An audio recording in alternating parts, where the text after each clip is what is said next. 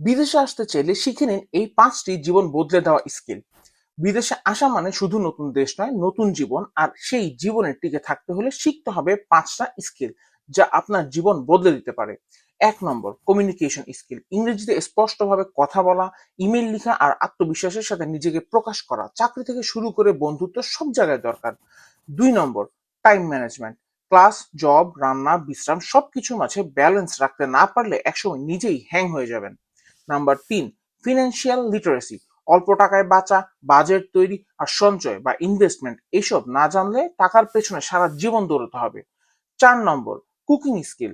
নিজে রান্না করতে পারলে স্বাস্থ্য ভালো থাকবে, পয়সাও বাঁচবে আর খাবারে নিজের দেশের স্বাদও পাবেন।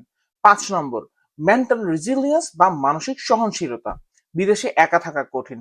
হোম সিকনেস, প্রেশার, রিজেকশন সব সামলাতে হলে নিজের মানসিক শক্তিকে গড়ে তুলতেই হবে।